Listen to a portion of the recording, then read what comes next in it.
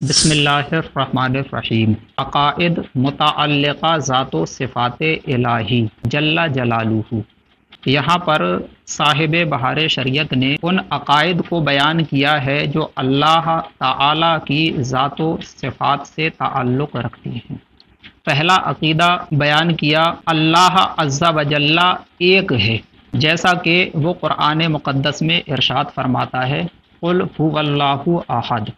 اے محبوب آپ فرما دیجئے وہ اللہ ہے، وہ ایک ہے۔ تو اللہ عز و جل ایک ہے، کوئی اس کا شریک نہیں۔ وہ فرماتا ہے لا شریک لہ، کوئی اس کا شریک نہیں، کوئی اس کا شریک نہیں، نہ ذات میں، نہ صفات میں، نہ افعال میں، نہ احکام میں، نہ اسماء میں۔ اللہ تعالیٰ کا کوئی بھی شریک نہیں ہے، نہ تو ذات میں اس کا کوئی شریک ہے، نہ ہی صفات میں اس کا کوئی شریک ہے، نہ ہی افعال میں اس کا کوئی شریک ہے، نہ ہی احکام میں اس کا کوئی شریک ہے، اور نہ ہی اسماء میں اس کا کوئی شریک ہے۔ اب ذات میں اس کے شریک ہونے کا، صفات میں اس کے شریک ہونے کا، افعال میں اس کے شریک ہونے کا، ایسے ہی احکام و اسماء میں اس کے شریک ہونے کا کیا مطلب ہے، تو اختصار کے ساتھ ہم ان باتوں کو بیان کرتے ہیں۔ اللہ تعالیٰ کا ذات میں کوئی شریک نہیں ہے۔ اس کا مطلب یہ ہے کہ جیسی اللہ تعالیٰ کی ذات ہے ویسی اور کسی کی بھی ذات نہیں ہے، یعنی کہ وہ خدا ہے، اس کے علاوہ کوئی اور خدا نہیں ہے نا، وہ معبود ہے، اس کے علاوہ کوئی اور معبود نہیں ہے۔ تو جیسی اس کی ذات ہے، اس کی ذات کی طرح اور کسی کی بھی ذات نہیں ہے۔ وہ خدا ہے، اس کے علاوہ اور کوئی بھی خدا نہیں ہے۔ اگر اس کی ذات کی طرح کسی اور کی ذات ہوتی، یا اس کی جیسے وہ خدا ہے اگر ویسے ہی کوئی اور خدا ہو، تو یہ جو زندگی کا نظام ہے یہ برباد ہو جائے۔ جیسا کہ قرآن مقدس میں ہے لو کانا فیہما آلہۃ الا اللہ لفسدتا، اگر زمین و آسمان میں اللہ کے سوا اور خدا ہوتے تو ضرور تباہ ہو جاتے۔ تو اللہ تعالیٰ کی ذات میں کوئی بھی شریک نہیں ہے، ٹھیک ہے، یعنی جیسی اس کی ذات ہے ویسی کسی کی ذات نہیں ہے، صرف وہی خدا ہے، اس کے علاوہ کوئی اور خدا نہیں ہے۔ یہ مطلب ہے اس کے ذات میں کسی کے شریک نہ ہونے کا۔ صفات میں بھی اس کا کوئی شریک نہیں ہے۔ اس کا مطلب بھی لگ بھگ ایسا ہی ہے کہ جیسی اس کی صفات ہیں، جیسی اللہ تعالیٰ کی صفات ہیں ویسی اور کسی کی بھی صفات نہیں ہیں۔ جیسے اللہ تعالیٰ ازلی ہے، ابدی ہے، ازلی ہے یعنی ہمیشہ سے ہے، ابدی ہے یعنی ہمیشہ رہے گا۔ تو اللہ تعالیٰ کے علاوہ کوئی اور ازلی ابدی نہیں ہے۔ ایسا نہیں ہے کہ اللہ تعالیٰ کے علاوہ کوئی اور مخلوق جو ہے وہ بھی ازلی ہو، ابدی ہو، ہمیشہ سے ہو اور ہمیشہ رہے، ایسا نہیں ہے۔ اسی طرح سے اللہ تعالیٰ ذاتی طور پر سننے اور دیکھنے والا ہے، ٹھیک ہے، یہ سننا اور دیکھنا ذاتی طور پر یہ اللہ تعالیٰ کی صفت ہے۔ تو یہ صفت جیسے اللہ تعالیٰ کے لیے ذاتی طور پر ثابت ہے ویسے ہی کسی اور کے لیے ذاتی طور پر ثابت نہیں ہے۔ اللہ تعالیٰ کے علاوہ اور کوئی ذاتی طور پر سننے والا اور دیکھنے والا نہیں ہے۔ اب یہاں پر ایک اعتراض ہو سکتا ہے، وہ یہ کہ آپ کہہ رہے ہیں کہ جیسی صفات اللہ تعالیٰ کی ہیں ویسی صفات اور کسی کی بھی نہیں ہے۔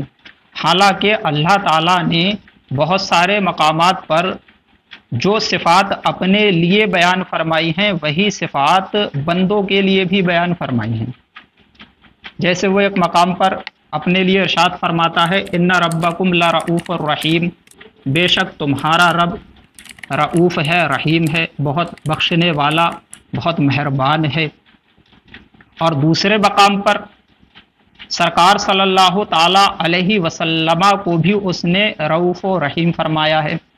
وہ فرماتا ہے لقد جاءکم رسول من انفسکم عزیز علیہ ما عنتم حریص علیکم بالمؤمنین رؤوف الرحیم، بے شک تمہارے پاس تم میں سے وہ عظیم رسول تشریف لائے جن پر تمہارا مشقت میں پڑھنا بھاری گزرتا ہے،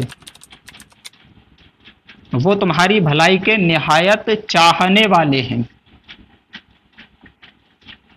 بالمؤمنین رؤوف الرحیم، مسلمانوں پر بہت مہربان رحمت والے ہیں، مسلمانوں پر رؤوف الرحیم ہیں۔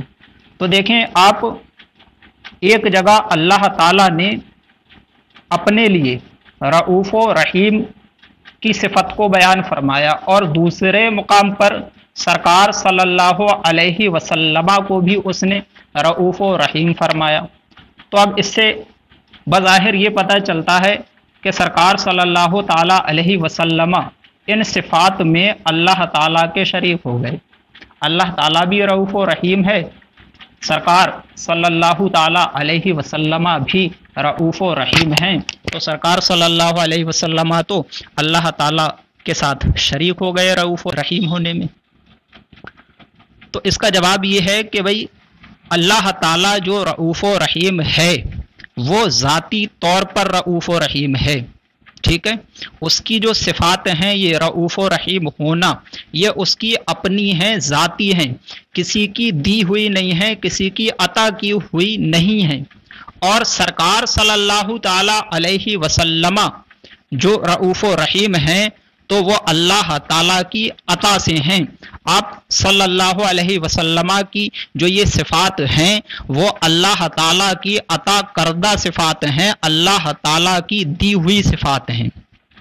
تو فرق واضح ہو جاتا ہے کہ اللہ تعالیٰ ذاتی طور پر رؤوف و رحیم ہے، اور سرکار صلی اللہ تعالیٰ علیہ وسلم عطائی طور پر رؤوف و رحیم ہیں۔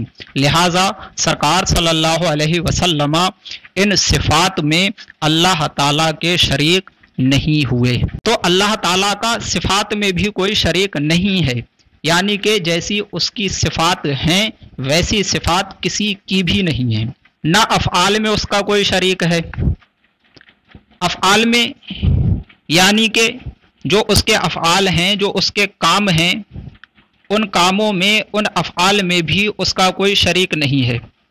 مثلا روزی دینا اس کا کام ہے، پانی برسانا اس کا کام ہے، مارنا، زندہ کرنا یہ اس کا کام ہے۔ تو ان کاموں میں، روزی پہنچانے میں، پانی برسانے میں، زندہ کرنے میں، مارنے میں اس کا کوئی شریک نہیں ہے۔ کسی کے ذہن میں آ سکتا ہے کہ بھئی پانی برسانا تو یہ فرشتوں کے ذمے ہے، روزی پہنچانا فلاں فرشتے کے ذمے ہے، مارنا فلاں فرشتے کے ذمے ہے۔ تو ذمے ہے فرشتے کے، اس سے یہ لازم نہیں آتا ہے کہ وہ فعل جو ہے وہ فرشتوں کا اپنا ہے، نہیں، فرشتے وغیرہ روزی پہنچاتے ہیں یا مارتے ہیں یا پھر پانی برساتے ہیں تو وہ اللہ تعالیٰ کے کہنے سے ایسا کرتے ہیں، اللہ تعالیٰ نے ان کو ذریعہ و وسیلہ بنا دیا ہے، ٹھیک ہے۔ حقیقت میں روزی پہنچانے والا، پانی برسانے والا اور موت دینے والا اللہ رب العزت ہی ہے، فرشتے وغیرہم جو ہیں وہ وسائل و وسائط ہیں۔ فلہذا اللہ تعالیٰ کا اس کے افعال میں بھی کوئی شریک نہیں ہے۔ نہ احکام میں بھی اللہ تعالیٰ کا کوئی شریک نہیں ہے، یعنی کہ اس نے بندوں پر جو احکام نازل فرمائے ان احکام کے نازل فرمانے میں بھی اس کا کوئی شریک نہیں ہے۔ اسما میں بھی اس کا کوئی شریک نہیں ہے، اسما میں یعنی کہ ناموں میں بھی اللہ رب العزت کا کوئی شریک نہیں ہے، جیسا کہ وہ سورہ مریم میں فرماتا ہے ہل تعلم لہ سمیہ، کیا تم اس کا ہم نام جانتے ہو؟ تو اللہ تعالیٰ کے جو اسما ہیں، جو نام ہیں، ان میں بھی اس کا کوئی شریک نہیں ہے۔ اب ہم پھر سے عقیدہ پڑھتے ہیں۔ اللہ تعالیٰ ایک ہے، کوئی اس کا شریک نہیں، نہ ذات میں، نہ صفات میں، نہ افعال میں، نہ احکام میں، نہ اسما میں۔ تو آپ کے سمجھ میں آ گیا ہوگا ذات میں شریک نہ ہونے کا، صفات میں شریک نہ ہونے کا، ایسے ہی افعال و احکام و اسما میں شریک نہ ہونے کا کیا مطلب ہے۔ آگے کہا واجب الوجود ہے۔ واجب الوجود کا کیا مطلب ہے آگے خود بیان کر دیا، یعنی اس کا وجود ضروری ہے، اس کا وجود ضروری ہے یعنی کہ اس کا ہونا ضروری ہے، اور عدم محال، عدم کا معنی آتا ہے نہ ہونا، ٹھیک ہے، اس کا نہ ہونا، اس کا عدم محال ہے یعنی کہ اس کا نہ ہونا محال ہے، ناممکن ہے۔ واجب الوجود ہے یعنی کہ اس کا وجود ضروری ہے، اس کا ہونا ضروری ہے، اور عدم محال ہے یعنی کہ اس کا نہ ہونا محال ہے۔ آگے کہا قدیم ہے، اللہ تعالی قدیم ہے۔ قدیم کا کیا معنی ہے تو آگے خود بیان کر دیا، یعنی ہمیشہ سے ہے، ہمیشہ سے ہے، ازلی کے بھی یہی معنی ہیں۔ تو اللہ تعالیٰ قدیم ہے یعنی ہمیشہ سے ہے، ازلی کے بھی یہی معنی ہے۔ قدیم اور ازلی دونوں کا ایک ہی معنی ہے، یعنی ہمیشہ سے ہے۔ اللہ تعالیٰ قدیم و ازلی ہے یعنی ہمیشہ سے ہے۔ تو آگے کہا اللہ تعالیٰ قدیم ہے یعنی ہمیشہ سے ہے، ازلی کے بھی یہی معنی ہیں، یعنی قدیم اور ازلی دونوں کا مطلب ایک ہی ہے، یعنی اللہ تعالیٰ ہمیشہ سے ہے۔ بخاری شریف کی حدیث پاک ہے، سرکار صلی اللہ علیہ وسلم نے ارشاد فرمایا، کان اللہ تعالی ولم یکن شیء غیرہ، اللہ تعالی تھا اور اس کے سوا کچھ نہ تھا، یعنی کہ وہ ہمیشہ سے ہے۔ باقی ہے یعنی ہمیشہ رہے گا، اور اسی کو ابدی بھی کہتے ہیں۔ باقی اور ابدی دونوں کا ایک ہی معنی ہے۔ اللہ تعالیٰ باقی و ابدی ہے یعنی کہ ہمیشہ رہے گا۔ اللہ تعالیٰ قدیم و ازلی ہے یعنی ہمیشہ سے ہے، باقی و ابدی ہے یعنی کہ ہمیشہ رہے گا، جیسا کہ وہ سورہ قصص میں فرماتا ہے۔ سورہ قصص میں اللہ رب العزت نے ارشاد فرمایا، کلو شیء ہالک الا وجہہ، ہر چیز ہلاک ہونے والی ہے، ختم ہو جانے والی ہے، الا وجہہ، سوائے اللہ تعالی کی ذات کے۔ تو اللہ تعالیٰ قدیم ہے یعنی ہمیشہ سے ہے، ازلی کے بھی یہی معنی ہے، باقی ہے یعنی ہمیشہ رہے گا، اور اسی کو ابدی بھی کہتے ہیں۔ وہی اس کا مستحق ہے کہ اس کی عبادت و پرستش کی جائے، جیسا کہ وہ سورہ بقرہ میں ارشاد فرماتا ہے، یا ایھا الناس اعبدوا ربکم الذی خلقکم، اے لوگو عبادت کرو اپنے رب کی جس نے تمہیں پیدا کیا۔ اور سورہ انعام میں فرماتا ہے، ذالکم اللہ ربکم لا الہ الا ھو خالق کل شیء فاعبدوہ، وہی اللہ تمہارا رب ہے جو ہر چیز کا پیدا کرنے والا ہے، اس کے سوا کوئی معبود نہیں، فاعبدوہ، تو تم اس کی عبادت کرو۔ اور سورہ بنی اسرائیل میں فرماتا ہے، وَقَضَىٰ رَبُّكَ أَلَّا تَعْبُدُوا إِلَّا إِيَّاهُ، اور تمہارے رب نے حکم دیا ہے کہ صرف اسی کی عبادت کرو۔ اور سورہ یوسف میں فرماتا ہے، امرا اللہ تعبدوا الا ایاہ، اس نے حکم دیا کہ تم صرف اسی کی عبادت کرو۔ تو وہی اس کا مستحق ہے کہ اس کی عبادت و پرستش کی جائے۔ عقیدہ نمبر 2 ہے، وہ بے پرواہ ہے، کسی کا محتاج نہیں، اور تمام جہان اس کا محتاج ہے، وہ بے پرواہ ہے، جیسا کہ وہ سورہ اخلاص میں فرماتا ہے، اللہ الصمد، اللہ بے پرواہ ہے، بے نیاز ہے۔ تو وہ بے پرواہ ہے، کسی کا محتاج نہیں، اور تمام جہان اس کا محتاج ہے۔ عقیدہ نمبر 3، اس کی ذات کا ادراک عقلاً محال۔ ادراک کا معنی آتا ہے سمجھ لینا، اس کی ذات کا ادراک عقلاً یعنی اس کی ذات کا سمجھ لینا عقلاً عقل کے ذریعے سے محال ہے، اس کی ذات کا ادراک عقلاً محال، یعنی اس کی ذات کا عقل کے ذریعے سے سمجھ لینا یہ محال ہے کہ جو چیز سمجھ میں آتی ہے عقل اس کو محیط ہوتی ہے۔ محیط کا معنی آتا ہے گھیرنے والی، عقل اس کو محیط ہوتی ہے، گھیرنے والی ہوتی ہے، اس کو گھیر لیتی ہے اور اس کو کوئی احاطہ نہیں کر سکتا۔ اللہ تعالیٰ کو کوئی گھیر نہیں سکتا، ٹھیک ہے۔ البتہ اس کے افعال کے ذریعے سے اجمالاً اس کی صفات، پھر ان صفات کے ذریعے سے معرفت ذات حاصل ہوتی ہے۔ اللہ تعالیٰ کی جو ذات ہے تو اس کا عقلاً ادراک کر لینا، عقل کے ذریعے سے اس کو سمجھ لینا یہ محال ہے، کیونکہ جو چیز بھی سمجھ میں آتی ہے تو عقل جو ہوتی ہے، عقل وہ اس چیز کو گھیر لیتی ہے، ٹھیک ہے۔ اور اللہ تعالیٰ کی جو ذات ہے، اللہ تعالیٰ کی جو ذات ہے اس کو کوئی گھیر نہیں سکتا، ہے نا۔ اللہ تعالیٰ کی ذات کو کوئی گھیر نہیں سکتا، جیسا کہ وہ فرماتا ہے لا تدرکہ الابصار، آنکھیں اس کا احاطہ نہیں کر سکتی، آنکھیں اس کو گھیر نہیں سکتی۔ تو اللہ تعالیٰ کی ذات کا کوئی احاطہ نہیں کر سکتا، اس کی ذات کو کوئی گھیر نہیں سکتا۔ اب سوال پیدا ہوتا ہے پھر اللہ تعالیٰ کی معرفت کس طرح سے حاصل ہوتی ہے؟ تو کہا کہ اللہ تعالیٰ کے جو افعال ہیں، افعال اس کے جو کام ہیں، ان افعال کے ذریعے سے اجمالاً یعنی کہ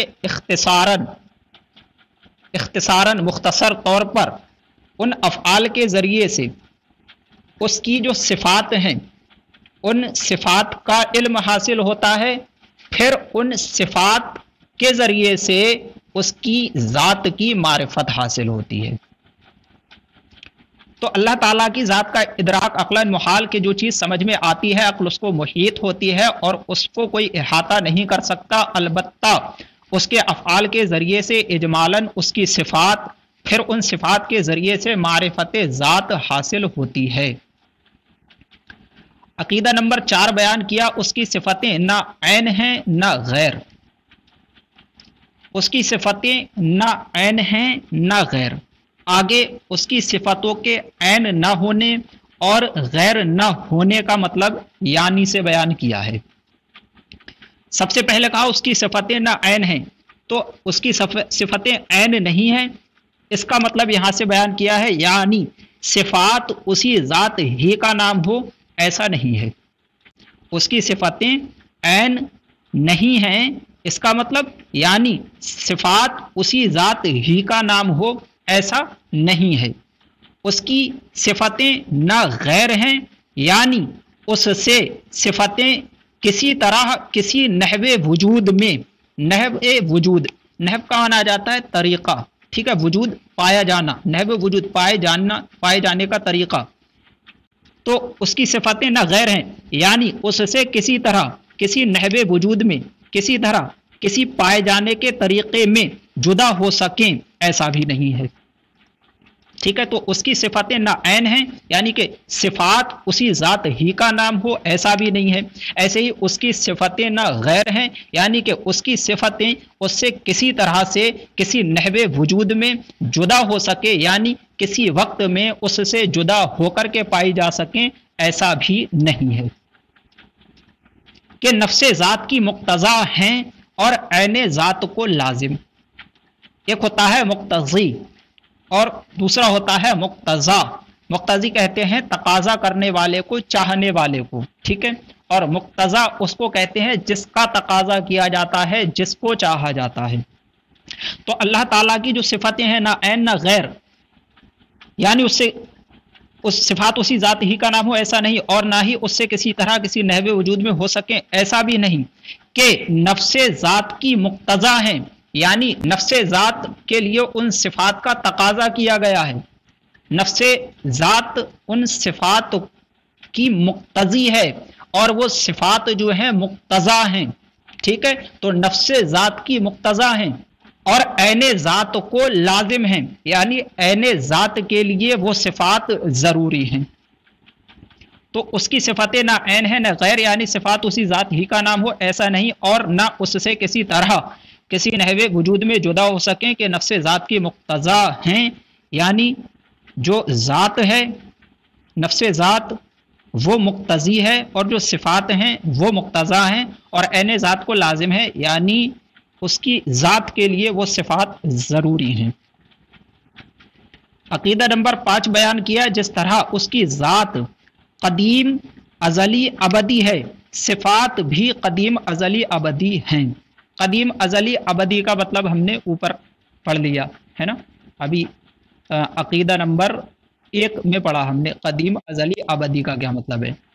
تو اس کی جو صفات جس طرح اس کی ذات قدیم ازلی ابدی ہے، قدیم ازلی ہے یعنی کہ ہمیشہ سے ہے، ابدی ہے یعنی کہ ہمیشہ رہے گی، ٹھیک ہے، جس طرح اس کی ذات قدیم ازلی ہے، ہمیشہ سے ہے، ابدی ہے، ہمیشہ رہے گی، صفات بھی قدیم ازلی ہیں یعنی کہ ہمیشہ سے ہیں، ابدی ہیں یعنی ہمیشہ رہیں گی۔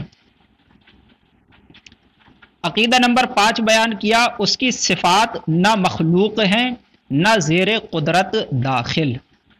مخلوق اس کو کہتے ہیں جس کو پیدا کیا گیا ہو، تو اس کی جو صفات ہیں وہ مخلوق نہیں ہے، ان کو پیدا نہیں کیا گیا ہے۔ نہ زیر قدرت داخل، زیر قدرت داخل ہونے کا مطلب یہ ہے کہ اس کی جو صفات ہیں ان صفات کو اللہ تعالیٰ کی جو قدرت ہے وہ شامل نہیں ہے، مطلب وہ صفات اس کی قدرت کے تحت نہیں ہیں، اس کی قدرت کے زیر نہیں ہیں۔ اس کو ایک مثال سے سمجھیں، جیسے اللہ تعالیٰ حی ہے، حی، ٹھیک ہے، تو اللہ تعالیٰ کی جو صفت ہے یہ حی یعنی کہ زندہ ہونا، یہ صفت اس کے زیر قدرت داخل نہیں ہے، یعنی کہ وہ اس صفت کے ختم کرنے پر قادر نہیں ہے۔ ایسا نہیں ہے کہ وہ کسی وقت میں اس صفت کو ختم کر دے، ایسا نہیں ہے، کیونکہ اگر اللہ تعالیٰ کی یہ صفت جو حی ہے اس کو زیر قدرت داخل مان لیں، یہ مان لیں کہ اللہ تعالیٰ کی یہ صفت جو ہے یہ اس کی قدرت کے تحت ہے، اس کی قدرت اس کو شامل ہے، تو پھر ایسی صورت میں اس صفت کا حادث ہونا لازم آئے گا، یعنی کہ یہ صفت جو ہے اس کی قدرت کے زیر اگر ہوگی تو پھر وہ اس صفت کے ختم کرنے پر قادر ہوگا، اور جب اس صفت کے ختم کرنے پر قادر ہوگا تو پھر یہ صفت جو ہے یہ ابدی نہیں رہے گی، مطلب ممکن ہو جائے گی، اور یہ درست نہیں ہوگا۔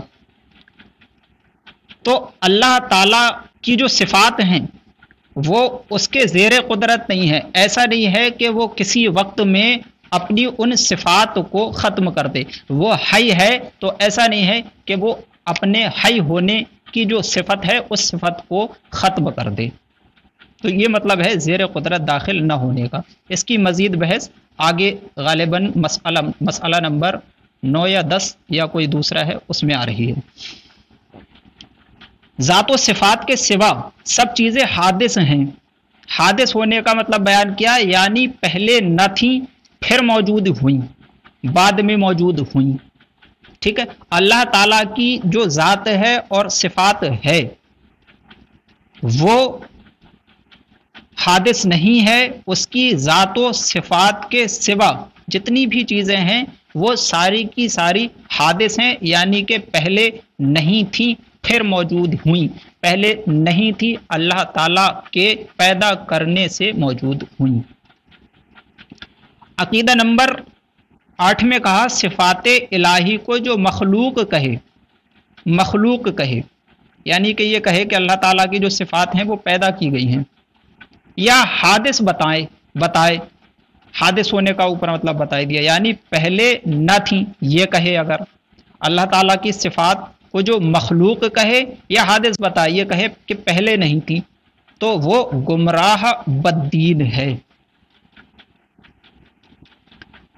عقیدہ نمبر 9 بیان کیا ہے جو عالم میں سے کسی شے کو قدیم مانے یعنی ہمیشہ سے مانے، یا اس کے حدوث میں شک کرے، اس کے حدوث میں یعنی اس کے حادث ہونے میں شک کرے، یہ کہے کسی چیز کے تعلق سے کہ صاحب وہ پہلے بھی تھی، حادث ہونے کا مطلب اوپر بیان کیا نا کہ وہ جو پہلے نہ ہو پھر موجود ہو، اس کو کہتے ہیں حادث۔ اب کسی چیز کے بارے میں مثلا یہ کہے کہ وہ حادث نہیں ہے، وہ حادث نہیں ہے، یعنی وہ ایسا نہیں ہے کہ کوئی کہ فلاں چیز جو ہے وہ پہلے نہ تھی پھر موجود ہوئی، ایسا نہیں ہے۔ اگر یہ کہتا ہے تو ایسا کہنے والا کافر ہے۔ تو جو عالم میں سے کسی شے کو قدیم مانے یعنی ہمیشہ سے مانے، یا اس کے حدوث میں یعنی کہ اس کے حادث ہونے میں شک کرے، پہلے نہ ہوئی پھر موجود ہوئی، اس بات میں اگر شک کرے تو وہ کافر ہے۔ عقیدہ نمبر 10 بیان کیا، نہ وہ کسی کا باپ ہے، لم یلد، لم یلد اس نے کسی کو پیدا نہیں کیا، نہ بیٹا، ولم یولد اور نہ ہی اس کو کسی نے پیدا کیا، تو نہ وہ کسی کا باپ ہے نہ بیٹا، نہ اس کے لیے بیوی، متخذ صاحبہ اللہ تعالیٰ نے بیوی نہیں بنائی، نہ اس کے لیے بیوی جو اسے بیٹا باپ یا بیٹا بتائے یا اس کے لیے بیوی ثابت کرے، کافر ہے، بلکہ جو ممکن بھی کہے گمراہ بددین ہے۔ تو اللہ تعالیٰ نہ تو کسی کا باپ ہے نہ ہی کسی کا بیٹا ہے اور نہ ہی اس کے لیے بیوی ہے۔ اگر کوئی اسے باپ کہے کسی کا یا کسی کا بیٹا کہے یا اس کے لیے بیوی ثابت کرے، اس کے لیے بیوی مانے، تو وہ کافر ہے۔ شفا شریف میں ہے، من ادعا لہ ولدن او صاحبتن او والدن او متولدن من شیء فذلک کلہ کفر باجماع المسلمین۔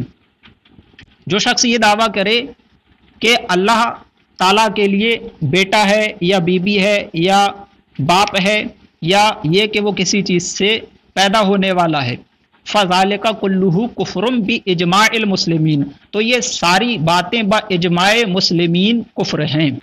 تو اللہ تعالیٰ نہ کسی کا باپ ہے نہ بیٹا، نہ اس کے لیے بیوی جو اسے باپ یا بیٹا بتائے یا اس کے لیے بیوی ثابت کرے، کافر ہے، بلکہ جو ممکن بھی کہے گمراہ بددین ہے۔